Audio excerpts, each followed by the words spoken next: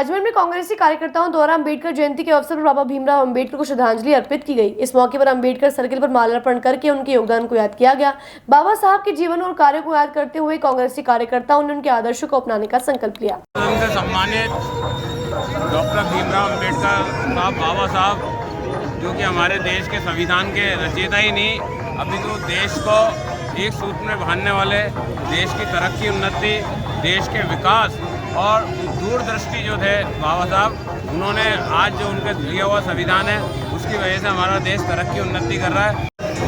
भारत रत्न संविधान के निर्माता बाबा साहब भीमराव अंबेडकर जी की जयंती पे मैं नमन करता हूँ।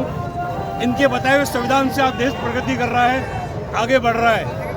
आज आइए आप हम लोग मिलकर फिर शपथ लें कि देश का संविधान जो खतरे के अंदर है उसको बचाने के लिए राहुल गांधी जी के नेतृत्व में कांग्रेस जन देश की आज़ादी के आंदोलन में आगे रहे थे।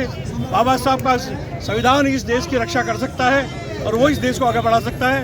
मैं अपनी तरफ से बहुत बहुत श्रद्धांजलि अर्पित करता हूँ। बाबा साहब की जयंती पर 134वीं जयंती पर मैं सशक्त नमन करता हूँ। और जिस तरीके से पूरे देश में आज जयंती मनाई जा रही है, खुशियों का माहौल है। बाबा साहब जो संविधान के निर्माता रहे, भारत रत्न के निर्माता रहे, और जिस तरह से भारतीय जनता पार्टी संविधान के साथ छेड़छाड़ करना चाहती है, संविधान को ख़त्म करना चाहती है। आप देखिए देश में किस तरह का माहौल है। अम्बेडकर साहब के बारे में क्या क्या बोला जा रहा है, और हमारे राहुल गांधी जी किस तरह से संविधान को बचाने के लिए निकले हैं। और हम कांग्रेसी लोग जब तक संविधान के साथ छेड़छाड़ करते रहेंगे, हमारा इनका विरोध जारी रहेगा।